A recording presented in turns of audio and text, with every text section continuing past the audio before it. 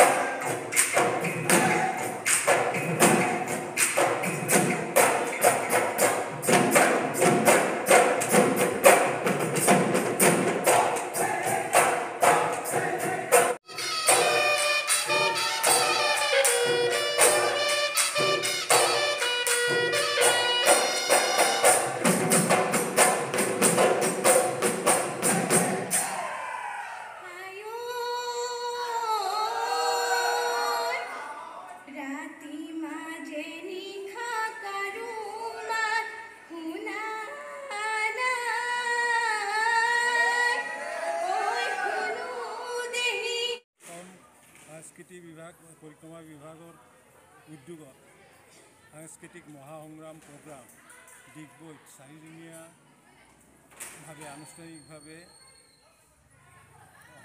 আজি সম্পন্ন হৈছে। আৰু আজিৰ বঁটা বিতৰণিত যিসকল প্ৰতিযোগিতায়ে বঁটা পাইছে তেখেতসকলক বঁটা বিতৰণ কৰা হৈছে। আৰু এই প্ৰগ্ৰামত আমাৰ থলুৱা বা গাঁৱলীয়া বা ভিতৰত যিসকল প্ৰতিযোগী তেখেতসকলে বহুত সুযোগ আৰু সুবিধা পাইছে। তাৰ কাৰণে আমি আমাৰ মুখ্যমন্ত্ৰী ডাঙৰীয়াক এই প্ৰগ্ৰামৰ উদ্যোগ লোৱাৰ কাৰণে আমি তেখেতৰ শলাগ লৈছোঁ। আৰু আগতেও যাতে আগন্তুক তেনেকুৱা প্ৰগ্ৰামবিলাক চৰকাৰে উদ্যোগ লয় আৰু এই ধৰণে পতা হয় তাকে আমি আশা ৰাখিম। ডিগবৈ সমষ্টিটোত আজি 11খন পঞ্চায়ত আৰু 2খন পৌৰসভাৰ প্ৰতিযোগিতাসকল ইয়াত আহি পাইছেহি পৰাগধৰ চলিহা প্ৰেক্ষাগৃহত। আৰু ইতিমধ্যে খেল মহাৰণৰ প্ৰায় খেলসমূহ আমাৰ সমাপ্ত হৈছে ডিগবৈ সমষ্টিটোত। আজি ইয়াত জ্যোতি সংগীত, বিষ্ণু সংগীত, তাৰপিছত ৰাভা সংগীত, দলীয় নৃত্য ইয়াত তেওঁলোকে ইয়াত প্ৰদৰ্শন কৰিব আৰু বিচাৰকসকলে ইয়াত আহি পাইছেহি। আৰু মই সকলোকে শুভেচ্ছা আৰু ধন্যবাদ দিছোঁ। আৰু বিশেষকৈ আজিৰ দিনটোত আমি মাননীয় মুখ্যমন্ত্ৰী ডক্টৰ হিমন্ত বিশ্ব শৰ্মা ডাঙৰীয়াক ধন্যবাদ দিব লাগিব।